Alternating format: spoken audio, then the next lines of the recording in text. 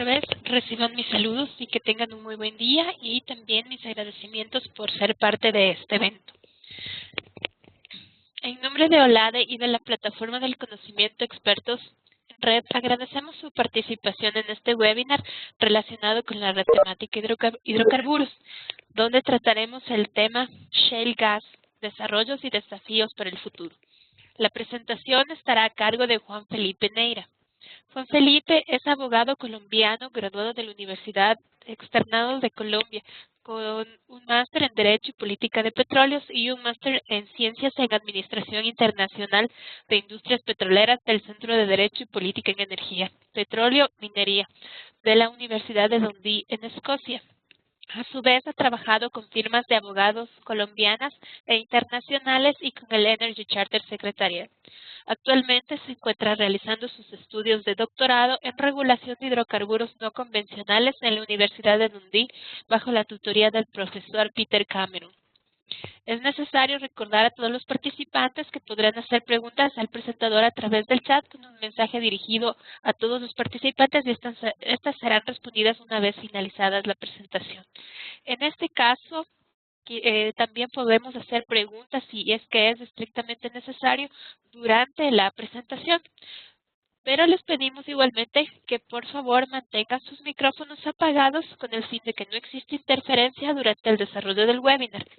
Además, les recordamos que la próxima semana este webinar estará disponible en la página de la red. Le damos la cordial bienvenida a Juan Felipe y damos inicio a este webinar. Adelante, Juan Felipe, con su presentación. Muy buenos días, Marcela, y a todos los participantes del webinar. Quiero agradecer también a OLADE por permitirme compartir con ustedes el tema del shale gas y lo que está ocurriendo en algunas partes del mundo. Estrictamente podríamos referirnos como gas de esquisto, pero quisiera pedirle el favor a toda la audiencia que me permitieran utilizar el término shale gas, que es un poco más común en la doctrina internacional. Y también quisiera agradecerle a OLADE y señalar que quiero aclararle a la audiencia que yo tengo una formación jurídica, no una formación técnica.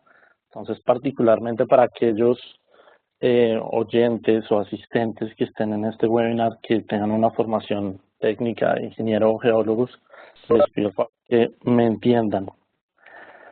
Bueno, el tema del shale gas, que hoy por hoy es un asunto muy de moda, está muy interesada y que pues particularmente con esta situación de los precios del petróleo está siendo cada vez más relevante. Este webinar y esta presentación tratará de cubrir de manera general la mayoría de los temas que pudieran relacionarse con esta nueva industria o con este nuevo brazo de la industria de los hidrocarburos. En un principio hablaremos de los orígenes de la industria, sus desarrollos, cómo ha funcionado en los Estados Unidos y cuál ha sido su aporte a la seguridad energética, qué efectos políticos mundiales ha tenido shale gas. Pero también queremos centrarnos en los aspectos regulatorios, cuáles son aquellos retos que se le generan a los distintos gobiernos que toman la decisión de desarrollar la industria del shale gas. Como muchos de ustedes saben, probablemente la mayor cantidad de obstáculos o de críticas que se han utilizado contra esta industria son particularmente ambientales. Entonces trataremos de ver cuáles son los riesgos y de alguna forma cómo se han manejado en distintas jurisdicciones, cuáles son los impactos para la sociedad y para las economías tanto nacionales como locales que toman la decisión de desarrollar esta industria, algunos impactos jurídicos y regulatorios, particularmente en temas de licencia que deben tenerse en cuenta, y cuáles han sido los estándares internacionales que se han venido desarrollando a lo largo de los últimos más o menos 10 años para esta industria y en qué estamos. Por último, también quisiera tocar el tema de América Latina y qué tenemos y para dónde vamos y cuáles son aquellos retos que pudieran presentarse en el camino. Al final estarán las conclusiones y estaré abierto a las preguntas que toda la audiencia tenga. Como Marcela lo señaló al comienzo, pueden hacer cualquier pregunta en cualquier momento si consideran que es fundamental resolverla en ese instante.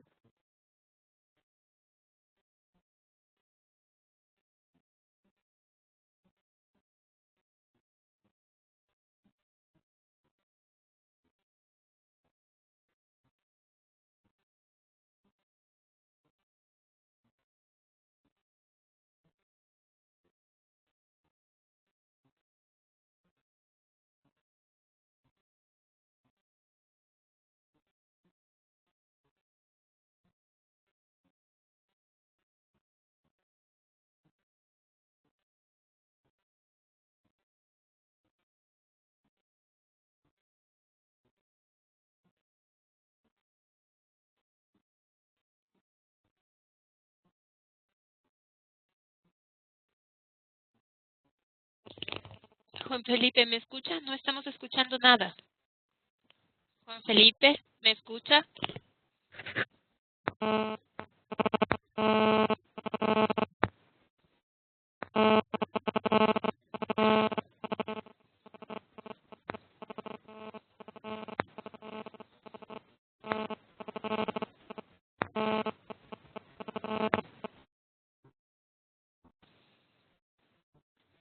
No convencionales, pues como muchos de ustedes conocen hoy por hoy, es bastante importante, particularmente en los Estados Unidos, pero está empezando a tener un desarrollo global y vale la pena revisar cuáles son sus orígenes y cuáles han sido los impactos que ha tenido particularmente para los Estados Unidos, que fueron quienes iniciaron con este proceso de desarrollo del shale gas. También evaluar los efectos geopolíticos que ha tenido esta industria a nivel global, cuáles han sido las reacciones que se han generado. Evaluar los panoramas regulatorios y aquellos retos que se le presentan a aquellos países que toman la decisión de desarrollar la industria de los no convencionales. Los impactos ambientales son probablemente una de las mayores críticas que se le han endilgado a esta nueva parte de la industria de los hidrocarburos. Entonces, evaluaremos cuáles son esos riesgos y cuáles han sido algunos de las reacciones regulatorias de los países, cuáles son los efectos sociales y económicos tanto a nivel local como a nivel nacional, los impactos jurídicos y regulatorios propiamente dichos relacionados con temas jurídicos.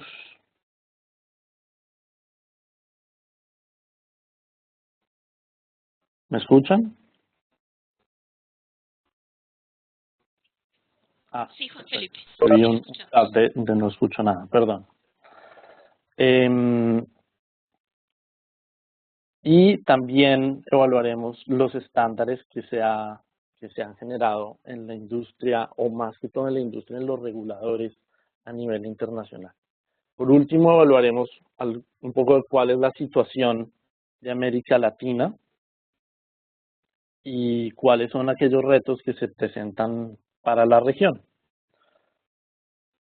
Al final tendremos preguntas y tal como lo señaló Marcela, quien tenga una pregunta que considere que es fundamental para poder continuar, la podemos resolver en ese momento o las podemos resolver al final.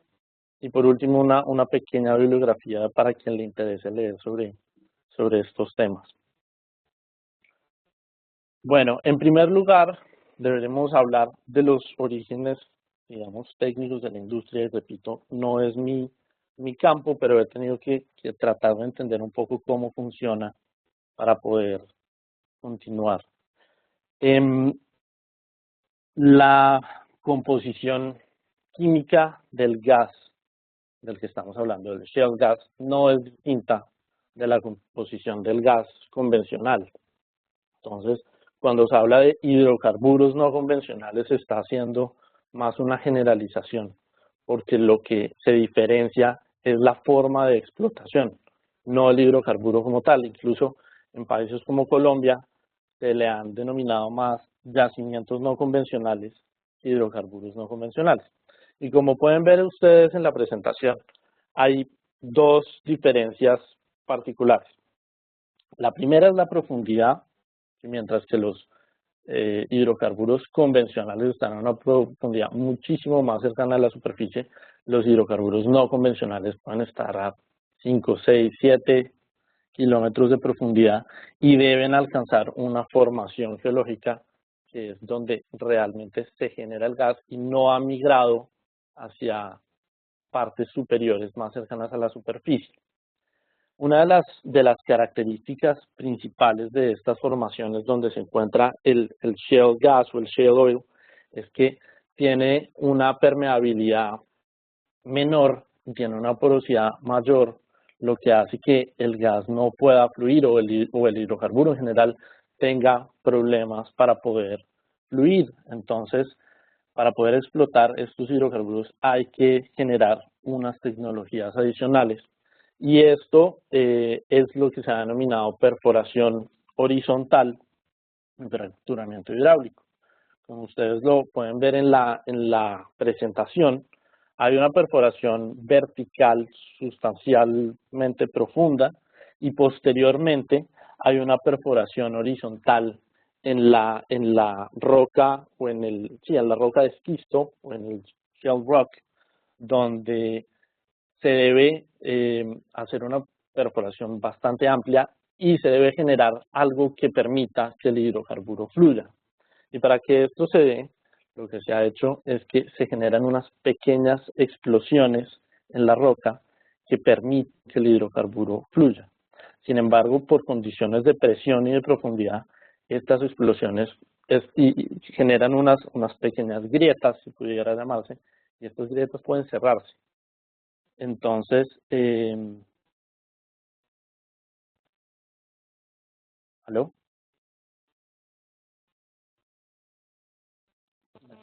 Sí, Juan Felipe, sí lo Perdón. escuchamos.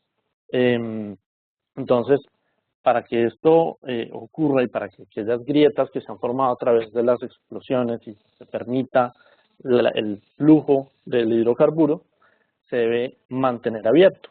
Y esta fracturación que ya se ha generado se mantiene abierta a partir de un líquido de fracturación que tiene una composición de un 98% de agua, pero un 2% de componentes químicos. Este más o menos es el proceso de explotación y también de exploración. Se hace un fracturamiento en la roca que permite que el hidrocarburo fluya y así es como se accede. Entonces, más o menos, o de una forma muy general, este es el procedimiento. Por otro lado, respecto a los orígenes de la industria, vale la pena señalar que ha sido un desarrollo que no se ha dado en los últimos 10 años. Como mucha gente cree que es bastante reciente, no, la fracturación hidráulica es una práctica que lleva en la industria más de 40 o 50 años. Sin embargo, la diferencia entre lo que se hacía hace medio siglo y hoy es la magnitud en la cual se hace esta fracturación.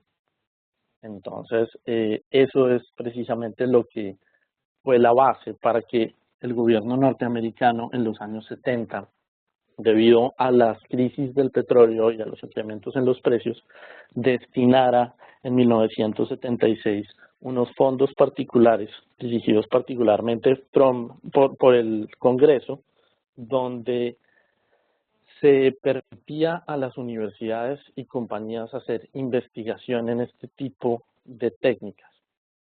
Entonces, no es una técnica nueva, lleva más de 40 años en su desarrollo, pero también ha tenido un componente de estímulo público, tanto de política pública como un estímulo tributario. En el año 1980 se emitió una ley sobre las ganancias adicionales donde se permitía un crédito tributario de 0.96 centavos de dólar por cada pie cúbico que se produjera mediante este tipo de métodos. Y para darles un poco el contexto, 0.96 centavos de dólar era la mitad del precio del gas en los Estados Unidos en el año 91. Entonces, este tipo de estímulos ha sido lo que ha permitido que la industria del shale gas se haya desarrollado particularmente en esa jurisdicción. Es importante entender cuál ha sido el impacto que ha tenido el shale gas en los Estados Unidos. Había un aumento de la producción, particularmente a partir del año 2005, como pueden ver en la gráfica. Esa gráfica que tienen ustedes al frente muestra la importancia que tiene el shale gas hoy por hoy y que se espera que tenga en los próximos años. Sin embargo, es un poco antigua y realmente la información que tenemos hoy es que la cantidad de shale gas puede cubrir hasta el 50% de la producción del gas de los Estados Unidos para el 2035. Entonces es un elemento muy, muy importante.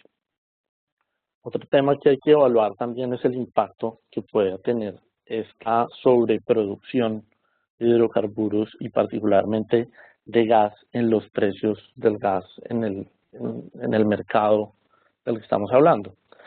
Para darles un poco una idea, en el año 2003 el precio del gas en el Henry Hub era $4.6 por millón de BTU. Y en el año 2012 el precio disminuyó a 1.6. Entonces el impacto para la industria y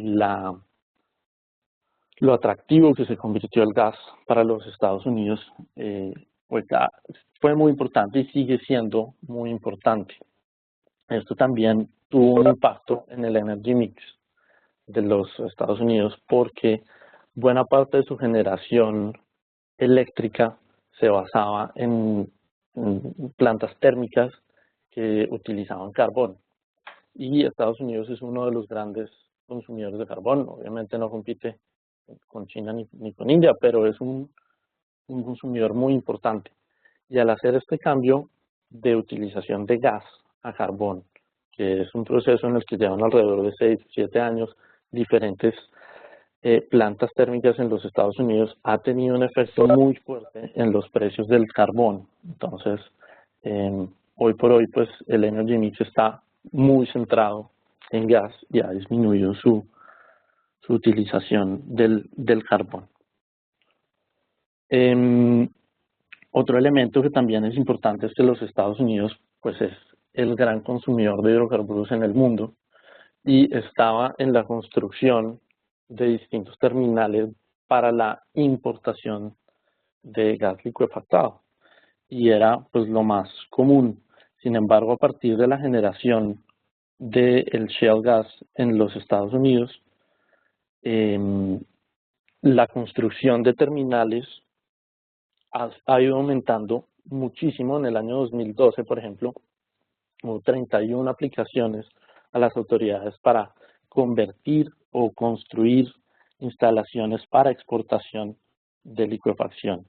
Entonces, una nueva industria se ha generado en los Estados Unidos y por la cantidad de gas que se genera, pues se puede convertir o se ha convertido en uno de los grandes jugadores en producción y no solamente en consumo. Les agradecería si me pueden confirmar si me oyen.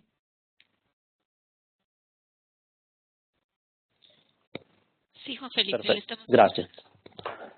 Entonces, pues el impacto que ha tenido el shale gas en los Estados Unidos es sumamente fuerte.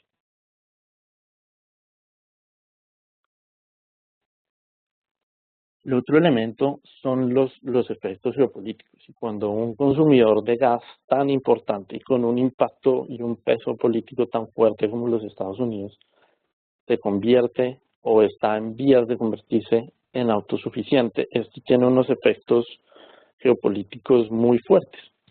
Y se dice que si el gran consumidor de hidrocarburos, que es Estados Unidos, pudo generar una seguridad o está en vías de generar una seguridad del suministro a nivel local, eso mismo puede ocurrir en distintos sitios. Y aquellos países que tienen una política energética en la cual la importación es muy fuerte, en muchos casos también tienen influencias políticas que vienen de esta importación. Entonces, países como Polonia que importan alrededor del 90% de sus energéticos de Rusia, pues están muy interesados en tratar de desarrollar esta seguridad de suministro a nivel local. Y lo mismo ocurre con China, lo mismo ocurre con Europa, lo mismo ocurre en América Latina. Entonces, ha sido un cambio de paradigma que vale la pena tener en cuenta. Efectos para países exportadores, pues sin duda alguna, jugadores del mercado como Rusia o como Venezuela, para quienes la generación de ingresos a partir de la producción de hidrocarburos es tan importante, han hecho una campaña muy fuerte en contra del desarrollo del shale gas. Incluso el mismo día de ayer, el presidente Maduro dio unas declaraciones señalando que era muy posible que se generara un terremoto en los Estados Unidos por los daños que se estaban haciendo a la corteza por la corteza de la tierra por la producción de shale gas.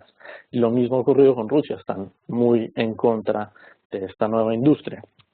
Para otros países, el problema ha sido más económico. Trinidad y Tobago exportaba una buena parte de sus hidrocarburos a los Estados Unidos y ese mercado simplemente pues, ya no lo necesita. Sin embargo, ellos han redirigido esa producción hacia Sudamérica y Nigeria ha tenido problemas similares. Uno de sus grandes clientes, particularmente en gas, ya no existe. Entonces, el efecto de la generación de shale gas en los Estados Unidos no es solamente interno, sino que también afecta los mercados internacionales del gas. Y aquellos mercados internacionales atractivos, como el asiático, pues han visto que el suministro de gas ha aumentado muchísimo y eso ha impactado también el precio.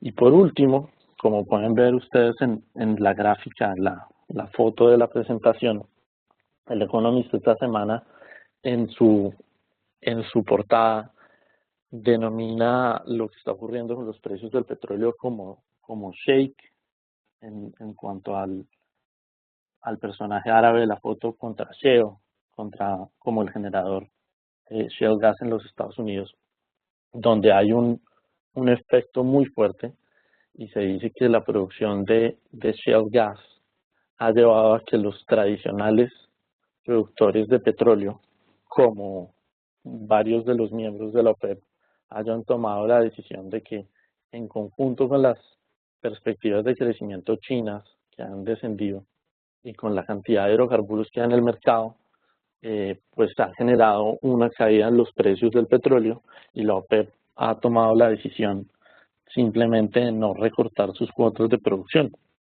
Y al no recortar sus cuotas de producción, estamos en unos precios de 60.47 para WTI, 64.04 para Brent. Y si el shale gas es una práctica que requiere una gran inversión, pues de pronto esos costos no son lo suficientemente buenos para estimular el crecimiento de esta industria. Sin embargo, se señala que los costos de producción para un barril de shale gas en los Estados Unidos pueden estar entre los 50 y los 60 dólares. Entonces, todavía no estamos en ese rango, pero seguramente la industria sí va a sufrir un efecto particularmente a nivel internacional. De pronto en los Estados Unidos va a haber una desaceleración, pero pues sí se va a generar un impacto por esta caída de los precios del petróleo y el shale gas es uno de los elementos claves para entender lo que está sucediendo. Bueno, el panorama de retos regulatorios pues es muy importante porque la producción de shale gas tiene efectos en todo, como cualquier generación o utilización de recursos naturales. La regulación ambiental, debido a la alta tasa de críticas que se ha recibido por posibles riesgos ambientales, ha hecho que los diferentes estados, antes de tomar una política de regulación técnica frente al shale gas, se preocupen mucho por la regulación ambiental. Entonces, la política de regulación ambiental se han visto afectadas. Esto no solamente afecta a la producción y las licencias ambientales que se requieren para los proyectos, sino que también se ha evaluado la posibilidad de entender qué es lo que ocurre con el cambio climático, hasta qué punto el shale gas puede ser un combustible que tenga una huella de carbono menor que el petróleo y entonces pueda convertirse en un combustible que sea un puente entre los combustibles fósiles no renovables y las industrias de energía renovable. Entonces, la regulación ambiental y la política han sido muy importantes. Otro elemento, pues, para las economías nacionales y locales, obviamente, es la generación de empleo y la generación de ingresos. Esto a nivel macro es... ¿Me escuchan? ¿Aló? Sí, adelante. Perfecto.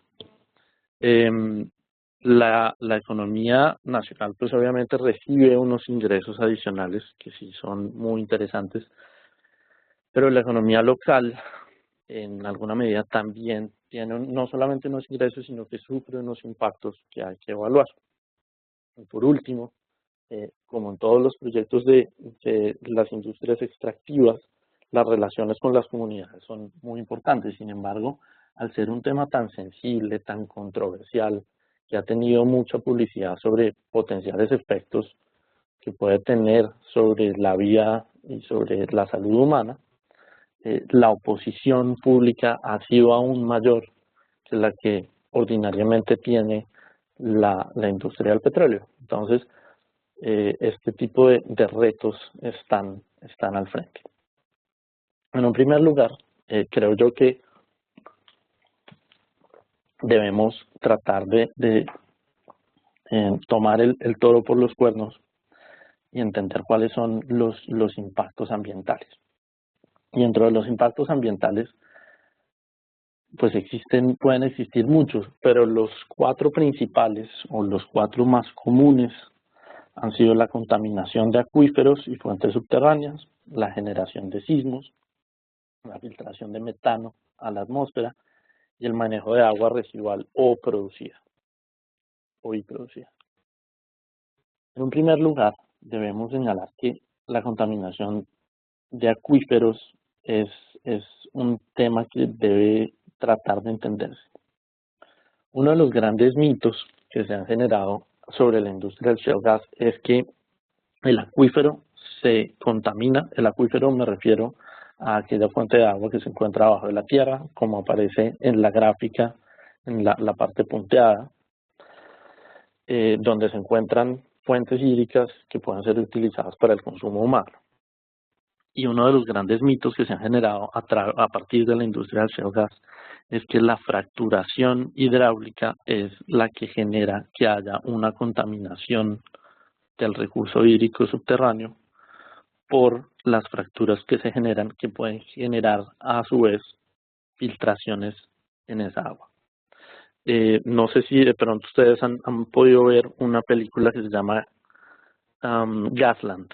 Gasland se refiere a un caso sobre la producción de shale gas en Pensilvania, donde, según la película, se generaba una contaminación del agua y el agua que salía por los grifos y por las tuberías en distintas poblaciones podía simplemente prenderse porque era combustible, ya que tenía filtraciones muy fuertes de metano.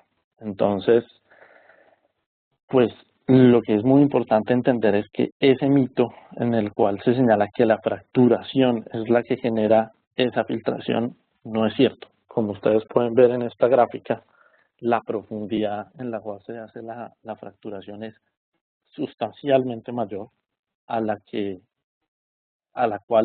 la cual se encuentran las fuentes de agua para consumo humano. Entonces, el riesgo no se encuentra en la fracturación, y este riesgo es un riesgo general de la industria de los hidrocarburos, no particularmente de la fracturación hidráulica y del shale gas.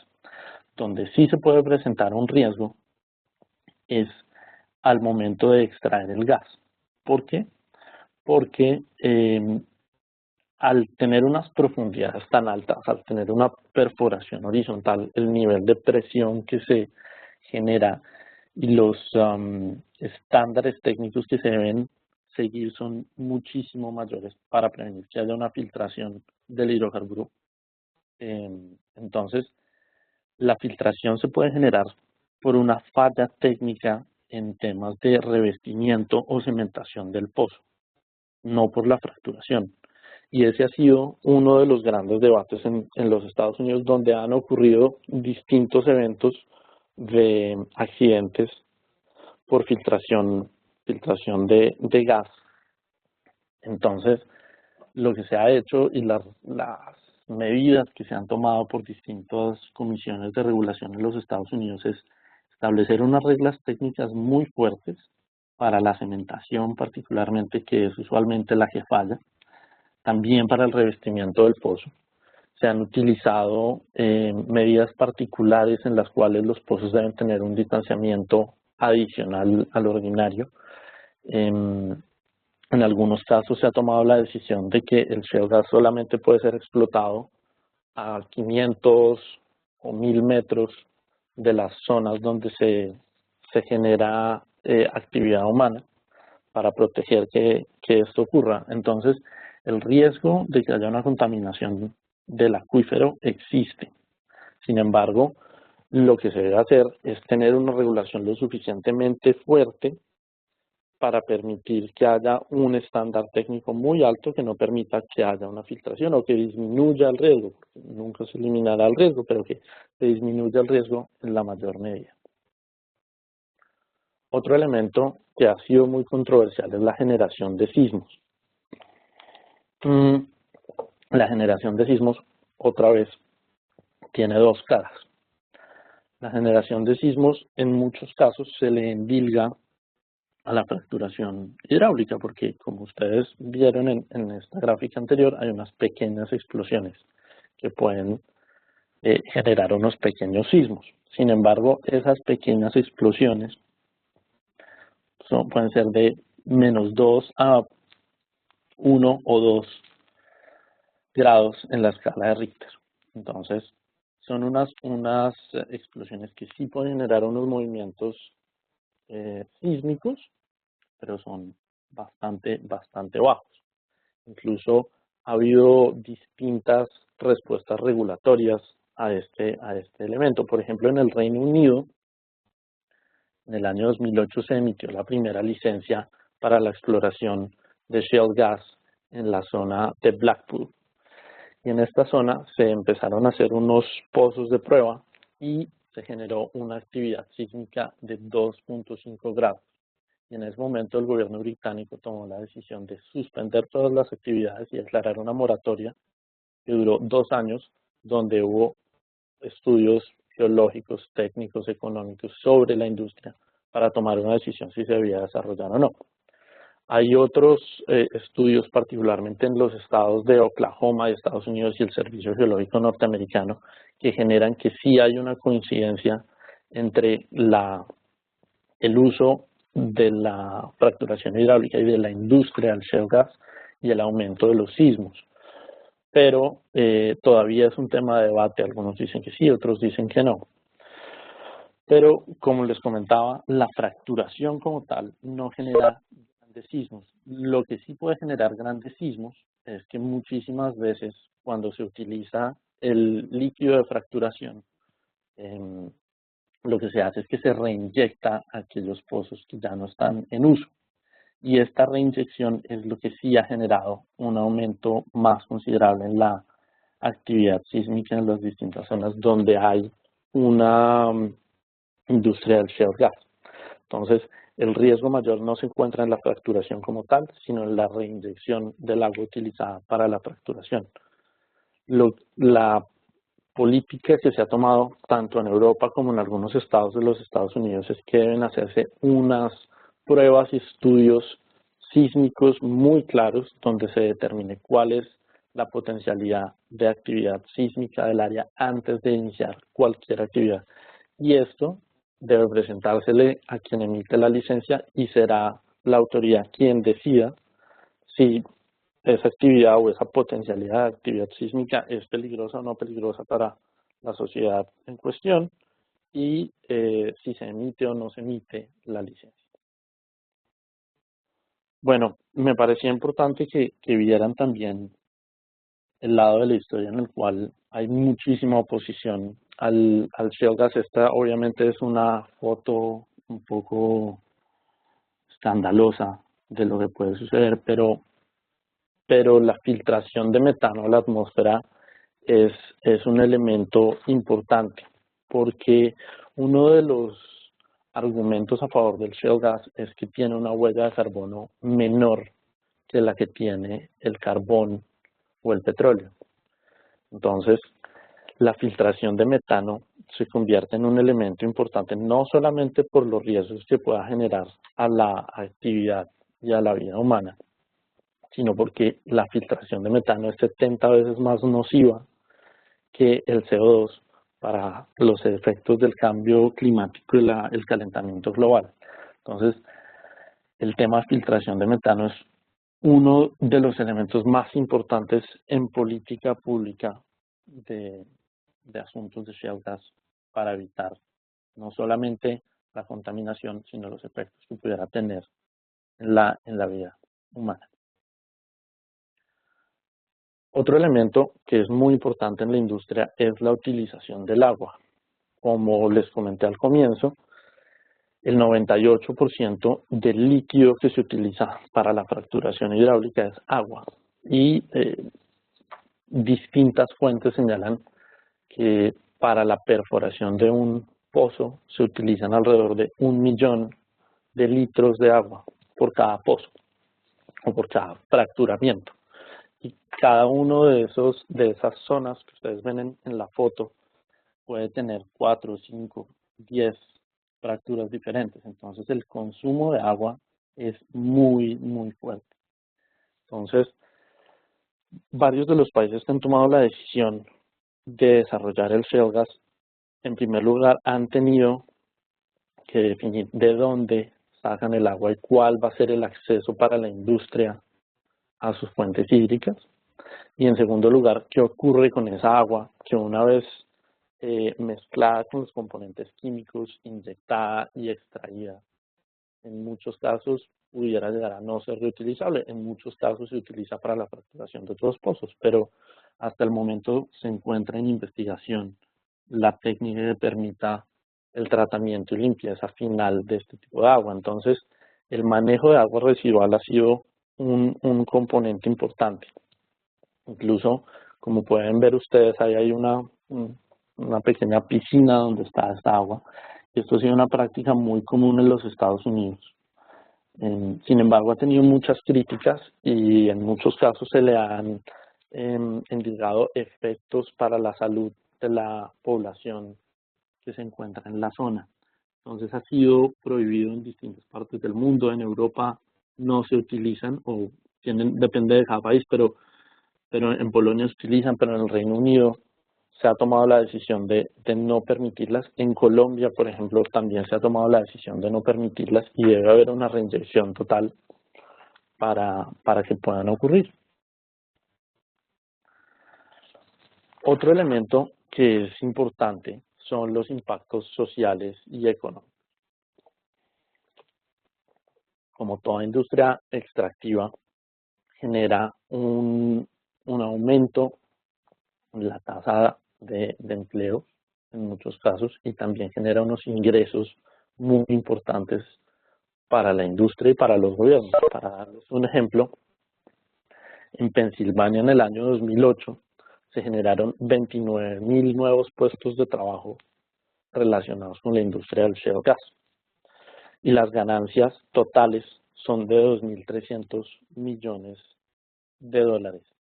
Y en Texas en ese mismo año se generaron 11,000 millones de ingresos, lo que equivale al 8.1% de la economía local, y se generaron 100,000 puestos de trabajo.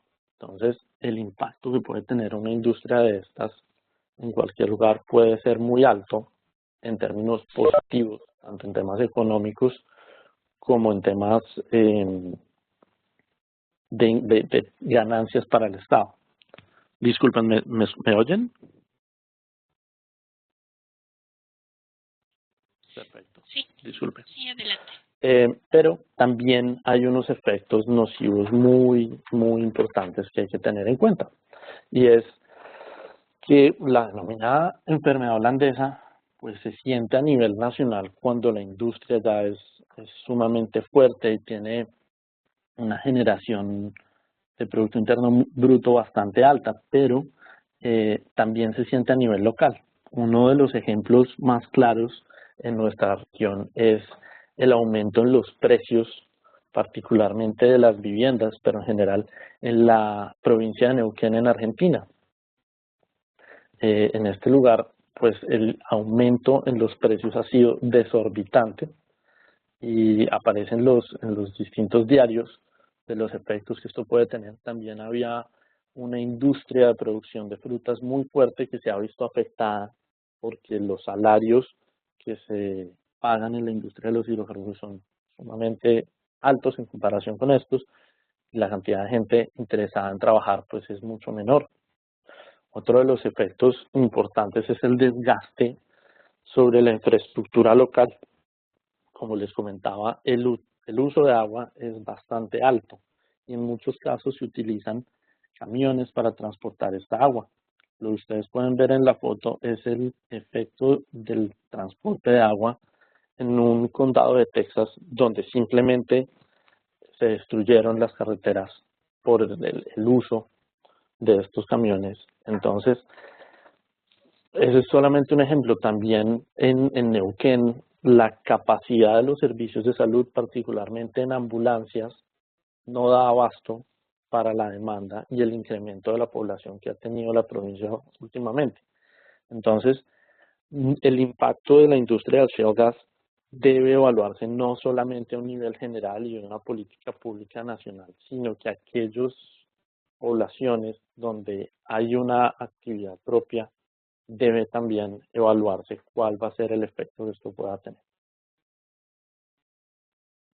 Los impactos jurídicos y regulatorios. Bueno, en primer lugar, el shale gas ha traído unas discusiones muy importantes sobre la titularidad de la propiedad del hidrocarburo o la delimitación sobre el derecho de su explotación. Y en la mayoría de los casos la propiedad le corresponde al Estado. Sin embargo, muchos gobiernos autonómicos, locales o municipales han tomado la decisión de preguntar, de consultar, de generar debate al respecto. En el caso de España, la fracturación hidráulica fue prohibida en la provincia de La Rioja con una ley autonómica de esa comunidad autónoma y el gobierno español tomó la decisión de hacer una consulta al Consejo de Estado y después elevar esto a una demanda al Tribunal Constitucional sobre quién era el responsable sobre la titularidad de explotación, derechos de explotación sobre los hidrocarburos. Y el Tribunal Constitucional español tomó la decisión de que el gobierno nacional era quien tenía la titularidad. Sin embargo, pues se generó un debate muy fuerte en España que todavía no ha terminado. En Suecia ocurrió lo mismo y lo interesante del caso sueco es que se generó un proceso de votación no vinculante, pero una votación en la cual se le preguntaba a la gente quién debería tomar la decisión sobre la explotación del hidrocarburo, el gobierno nacional o el gobierno local que estaba encargado de la administración del área donde se generaba la explotación. Entonces, ese ha sido un elemento importante y en los Estados Unidos son muchísimos los casos en los cuales los distintos condados utilizan mecanismos populares de votación para ver si se apoya o se detiene la presencia de las industrias del shale gas. Por ejemplo, en Colorado o Illinois las votaciones han sido positivas, mientras que en algunos condados en Vermont, en California e incluso en Texas han sido negativas. Y la fórmula jurídica que se ha utilizado no se refiere a la propiedad del hidrocarburo o al derecho sobre su explotación, sino a la posibilidad de emitir licencias de planeamiento urbano o rural que permitan este tipo de actividades, y de esa forma se le ha cerrado la puerta en muchos casos a la industria de los hidrocarburos no convencionales. Otro elemento que es importante entender es qué ocurre con aquellas áreas que ya fueron asignadas y que están explotando hidrocarburos convencionales, pero están interesados en explotar hidrocarburos no convencionales que se encuentren en esa misma región. Entonces, un debate que ocurrió en Colombia y Argentina, por ejemplo, donde se hablaba de el acceso al hidrocarburo hasta que se terminara en cuanto a su producción económica en el caso de Colombia, o en el caso de Argentina la licencia hablaba sobre la extracción total hasta donde fuera económicamente posible del yacimiento. Entonces, en estos casos, uno se pregunta si aquellos quienes jurídicamente pudieran tener un derecho sobre esta explotación deben hacerlo o no.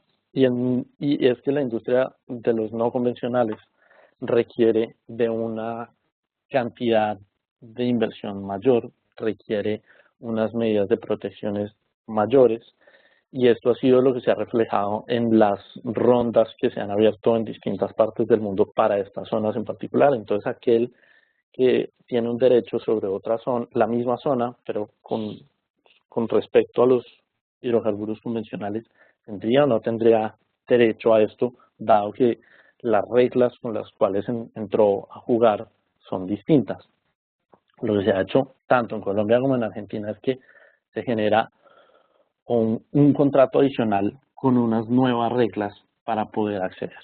Entonces, pues ya habrá que ir a la letra del contrato, pero es uno de los debates que se pueden presentar en distintas zonas. Otro elemento es la definición estructural de licencias en exploración y explotación.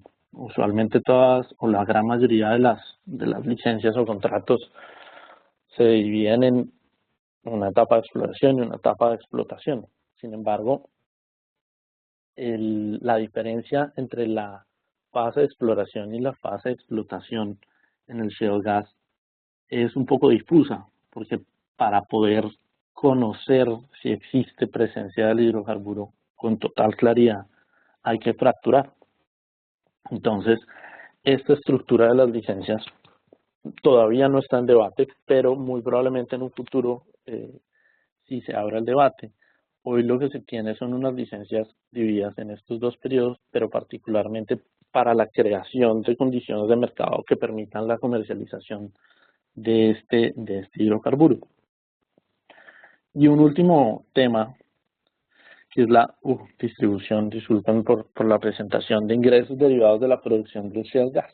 En este caso, al tener un obstáculo y una oposición pública tan fuerte, la distribución del ingreso ha sido un elemento fundamental para permitir que la industria se desarrolle con el apoyo de la población local.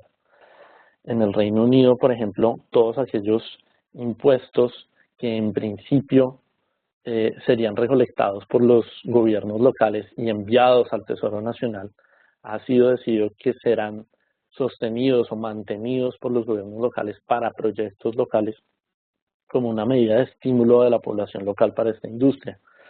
Los Estados Unidos pues tienen una condición diferente dada la propiedad privada del subsuelo, pero se ha tomado la decisión de crear un sistema tipo cascada donde aquellas personas que estén más cerca a la zona de explotación tienen una retribución mayor y aquellas personas que estén más lejos tienen una retribución menor. Pero en todo caso, como vieron en el caso de las carreteras o de los hospitales, muchas veces aquella infraestructura que es para toda la región sufre, y quien recibe realmente la mayor cantidad de la retribución es el dueño de la zona donde se está explotando. Entonces no hay una compensación real. Entonces se han tomado este tipo de medidas para distribuir mejor los ingresos derivados de la producción.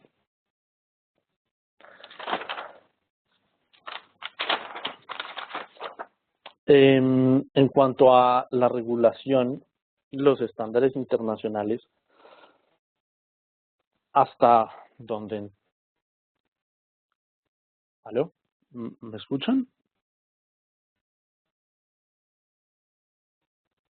Discúlpeme, perfecto. Sí, adelante. Hasta donde entiendo yo, conozco hasta el momento, la regulación europea ha sido la única que ha establecido unos principios, unos estándares generales, más allá que una regulación particular respecto a la industria de los shale gas. La Comisión Europea emitió al comienzo de este año unas recomendaciones para que los países que decidan desarrollar el shale gas en la Comunidad Europea lo hagan, pero siguiendo unas reglas. Por ejemplo, señaló que es absolutamente necesario la realización del estudio de impacto ambiental, cosa que no era muy clara en distintos países, en algunos casos sí para la explotación, pero en otros casos no para la explotación. Entonces, esa duda quedó resuelta y el estudio de impacto ambiental es necesario en todos los casos. Estableció reglas muy particulares sobre la separación de los pozos. Estableció reglas muy estrictas y particulares sobre el revestimiento y cementación de los pozos. Señaló que debe haber unos estudios básicos iniciales, como los que les comenté en temas de sismicidad antes de emitir cualquier licencia. Señaló que es muy importante hacer una evaluación previa de la infraestructura del área y de las condiciones generales, vías, hospitales, educación, vivienda, antes de emitir una licencia. También señaló que es muy importante evaluar la capacidad administrativa para implementar la regulación. Y eso es un elemento muy importante que hay que tener en cuenta, particularmente en el contexto latinoamericano. Y creó unas normas claras sobre responsabilidad ambiental y garantías financieras particulares para las industrias de los hidrocarburos no convencionales. En el caso de Alemania, el Ministerio de Industria de Ambiente, del gobierno alemán, emitió unos principios que deben seguirse en todo el territorio. Entonces, por ejemplo, determinó que la profundidad mínima para la industria de los gas son 3.000 metros. Determinó que debe haber una regulación clara y específica del contenido del líquido de fracturación y estableció la prohibición de las prácticas de la industria del shale gas en lugares donde se encuentran fuentes hídricas que son de consumo común humano. Entonces, sí hay unos estándares que pueden ser útiles para otras jurisdicciones. Perspectivas para América Latina, perdón, me adelanto una diapositiva. Este es un estudio que se emitió en el año 2013, donde se muestra aquellas zonas donde hay un potencial para la actividad de hidrocarburos no convencionales. Y como ustedes pueden ver, América Latina juega un papel importante, particularmente Argentina, Brasil, Chile y México. México tiene una particularidad, es que en muchos casos comparte formaciones geológicas con los Estados Unidos, entonces eso facilita mucho el desarrollo de esta industria. Argentina, como tal vez ustedes saben, ha impulsado mucho Vaca Muerta como uno de sus elementos importantes para la industria petrolera de la región. Brasil, hasta donde entiendo, se ha centrado particularmente en sus desarrollos del presalt y no ha incursionado hasta el momento en temas de shale gas. Y Colombia tiene algunas formaciones interesantes tanto en tema de Magdalena Medio como cerca de Bogotá. Entonces, hay un potencial para los hidrocarburos no convencionales en América Latina que pues debe tenerse en cuenta. Sin embargo, hay unos retos que se nos presentan que debemos evaluar. Por un lado, como se ha mencionado, ya existen una serie de reglas en el mundo que pueden ser analizadas o interpretadas o incluso adoptadas por los distintos gobiernos que toman la decisión de desarrollar la industria de los no convencionales. Pero deberá tenerse en cuenta cuál es la capacidad de implementación y seguimiento de esta regulación por parte del personal y de los reguladores nacionales. tenemos nosotros gente capacitada que pueda hacer un control real de esta industria. Entonces, ese es un elemento muy importante. En algunos estados de los Estados Unidos, una parte del dinero que se ha generado en la industria de los no convencionales se ha destinado particularmente a financiar los reguladores. Entonces es una cosa que puede ser interesante. Otro elemento es cuál es nuestra infraestructura de transporte y suministro a los mercados regionales y cuáles son nuestros mercados en el contexto latinoamericano. Entonces, es muy importante evaluar si tenemos la infraestructura que nos permita desarrollar esta industria tanto en transporte como que los mercados tengan una capacidad fuerte. En América Latina, uno de los mercados que puede ser interesante para el desarrollo del shale gas puede ser Centroamérica. Otro elemento que es muy importante es evaluar cuáles son los procesos de comunicación e integración con las comunidades, porque pues las distintas experiencias en temas extractivos mineros en Perú o en temas petroleros, por ejemplo en Colombia, han demostrado que el apoyo de la comunidad es fundamental para que esto se genere. Entonces, los procesos de comunicación que se han generado en otras partes del mundo se refieren a unos contextos económicos particulares y nosotros debemos desarrollar también nuestros procesos de comunicación, pero de acuerdo a nuestras condiciones particulares sociológicas y económicas. Y por último, pues América Latina es un país muy fuerte en lo que se refiere a fuentes hídricas. Entonces, la protección de las fuentes hídricas va a ser un elemento muy importante. ¿Y cuál va a ser el manejo del agua que se le va a dar? Entonces, la utilización del recurso hídrico va a ser un elemento muy importante. Por último, conclusiones. Me gustaría señalar que pues el shale gas ya es una realidad. No creo yo que pueda desaparecer en el mediano o corto plazo. Sin embargo, sí puede tener unos impactos, particularmente por los precios actuales del petróleo. El debate sobre desarrollar o no no debe centrarse únicamente en los condicionamientos ambientales. Los efectos de la industria, tanto positivos como negativos, son mucho más amplios. Entonces, el gobierno de la región que tome la decisión de desarrollar debe evaluar en un contexto general y de política pública, no solamente de política pública ambiental, y desarrollar o no los hidrocarburos no convencionales. Como mencioné antes, ya existen unas experiencias claras a nivel internacional en desarrollo de estos hidrocarburos. Entonces, la construcción de estos marcos regulatorios en América Latina puede tener unos referentes que pueden ser útiles para los distintos entes reguladores que se quieran encargar que se vayan a encargar de esta tarea. Y por último, como traté de mostrar durante la presentación, existen unos riesgos, no los podemos desconocer. Sin embargo, la responsabilidad que queda es cuál es la planeación, regulación, implementación y seguimiento que nos permita desarrollar esta industria en América Latina con unos estándares que no genere un efecto nocivo contra la población. Y eso es todo. Muchísimas gracias.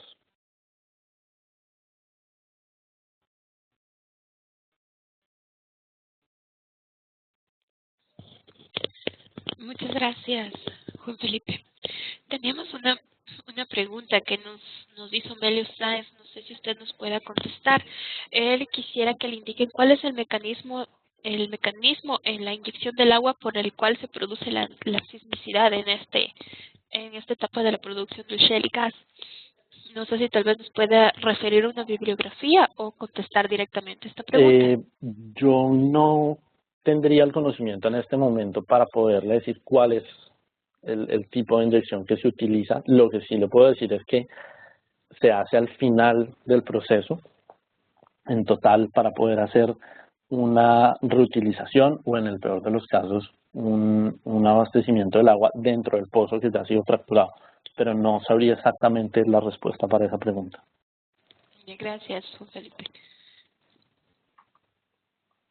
Creo que no tenemos más preguntas en el chat. Y tenemos una pregunta de Luis Marcelo, que cuáles son los químicos que se inyectan en el proceso de fractura.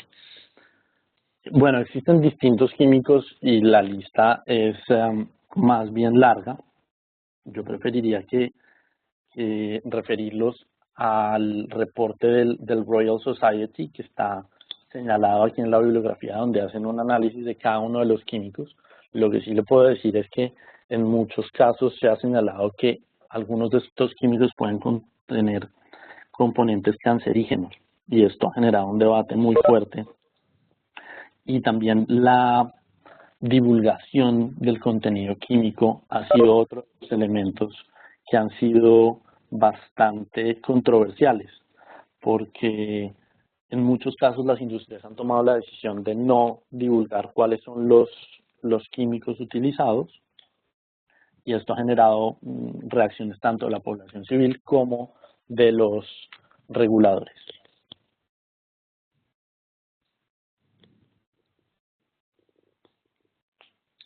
¿Alguien tiene alguna otra pregunta?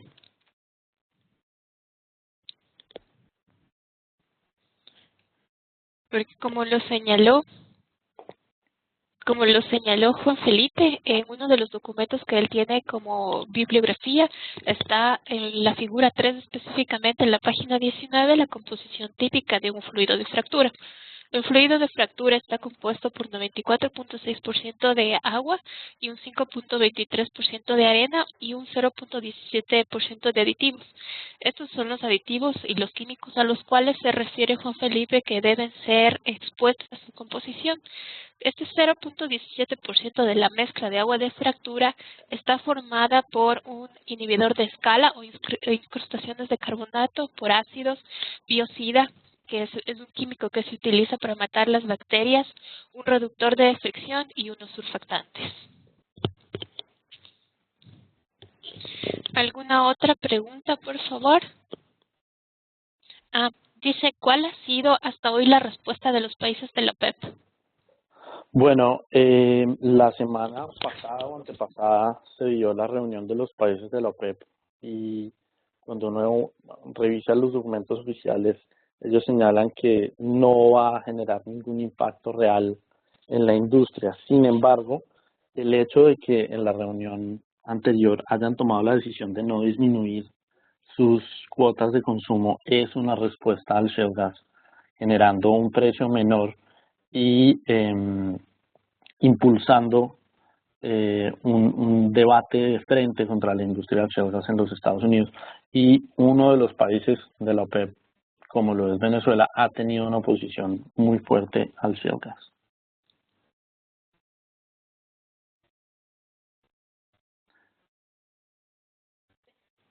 Tenemos una pregunta de Jesús Mora. ¿Podría diferenciar exactamente entre el gas de esquisto y el petróleo de esquisto?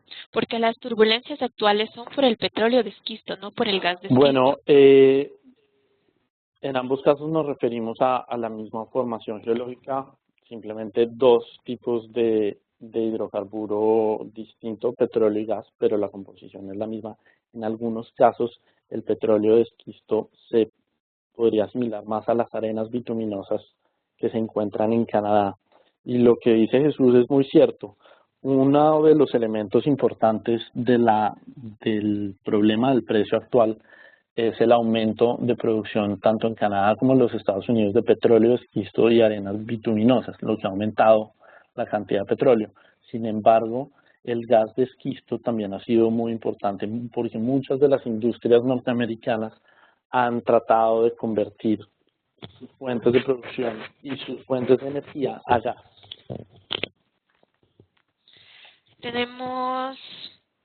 Bueno, ahora ya tenemos muchas preguntas. ¿Cuál sería la relación costo-beneficio con relación a la extracción de gas habitual de los pozos de petróleo? Ok, esa es una pregunta más difícil. Digamos que la extracción habitual tiene una experiencia y tiene unos estándares técnicos que han estado ahí siempre. pero tiene un problema y es que las formaciones de gas y petróleo habitual se encuentran, digamos, con menor frecuencia, mientras que las formaciones de gas están presentes en más lugares alrededor del mundo. Entonces, el acceso puede ser mayor, pero el costo de extracción puede ser también mayor. Entonces, hay que tener una diferencia entre esos dos. Me gustaría también que nos comente, por favor, con Felipe, con respecto a la posición que ha tomado la OPEP frente al gas de esquisto, ¿cuáles podrían ser las consecuencias de la misma? Discúlpame, ¿me podría repetir?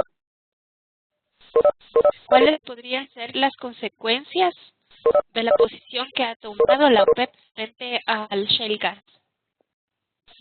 Bueno, yo diría que en una buena medida, pues todo dependerá de lo que ocurra con los precios del petróleo, porque la posición de no respetar las costos de producción ha empujado los precios hacia abajo y como lo señalé antes, el costo de producción en los Estados Unidos está entre los $70.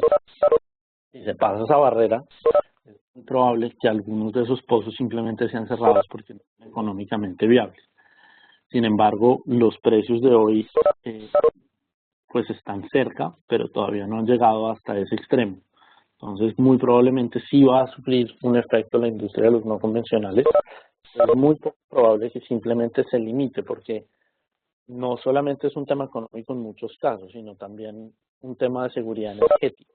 Entonces, para muchos gobiernos puede ser más positivo tener seguridad energética, aunque el costo sea alto, que tener una industria únicamente basada en temas de costos y no de política. Tenemos un comentario de Ana sobre los impactos negativos.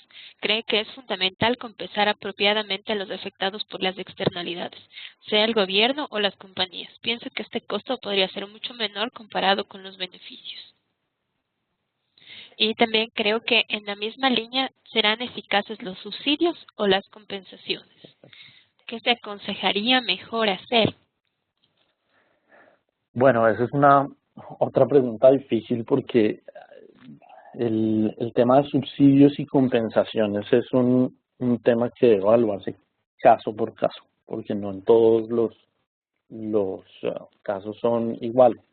Sin embargo, la compensación en muchos casos ha sido utilizada como una medida para el afectado directo, mientras que el subsidio en muchos casos es utilizada como una medida para la comunidad.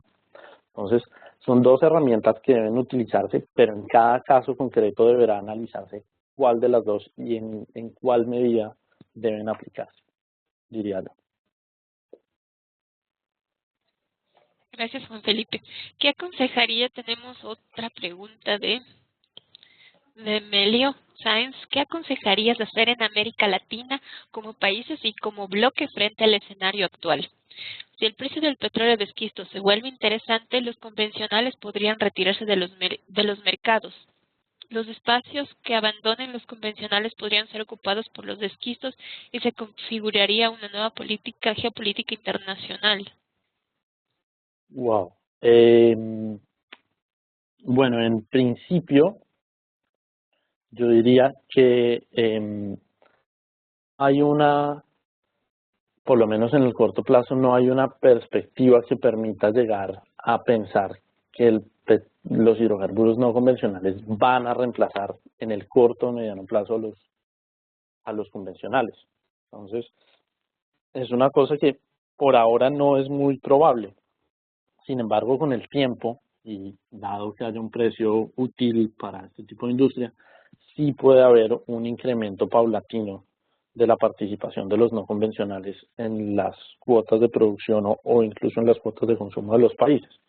Entonces, yo pensaría que América Latina tiene que tomar una decisión propia a nivel país.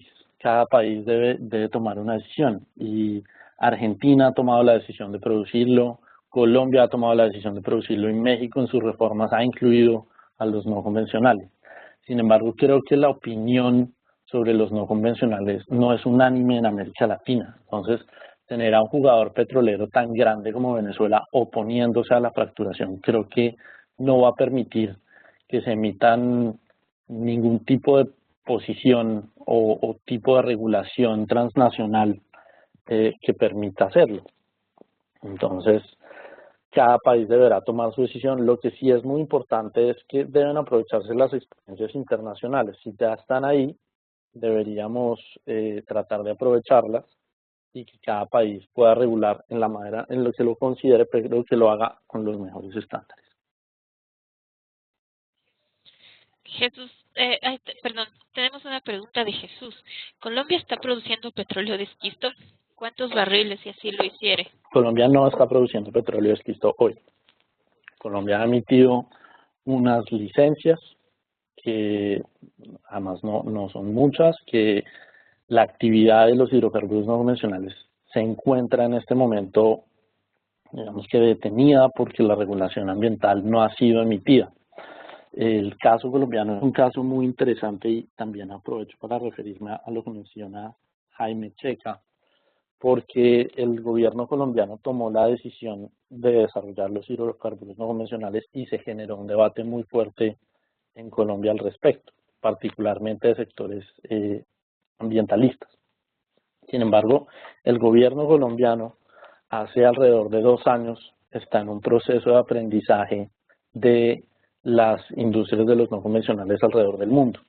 Ellos invitaron a los expertos norteamericanos que asesoraron al gobierno del presidente Obama y del presidente Bush, pero también invitaron a quienes se opusieron en Francia y han tratado de generar una serie de políticas que se refieran a la industria en la mejor manera y que generen una protección muy fuerte. A su vez, la autoridad ambiental ha emitido unos prepliegos de regulación ambiental bastante fuerte, que no han sido definitivos y no han sido finalizados, pero muestran que hay un interés de poder hacer una regulación estricta para que esta industria se pueda desarrollar en Colombia, lo cual hasta el momento va muy bien. La pregunta vuelve y se genera, y es cuál es la capacidad administrativa de los reguladores colombianos para poder regular esta industria.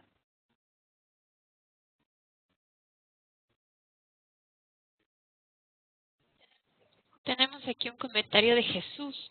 Venezuela no se opone a la fracturación petrolera, se opone a la fracturación de petróleo en Estados Unidos por razones políticas y sobre todo económicas. Todos los países de la OPEP y algunos no OPEP, como Rusia y México, dependen económicamente hablando de los ingresos petroleros. La caída brutal de los precios de petróleo empobrece dramáticamente a millones de personas en el lapso de 4 o 5 meses. Sí. Ese es el último comentario que tenemos de Jesús. Muchas gracias, Jesús, por sus comentarios.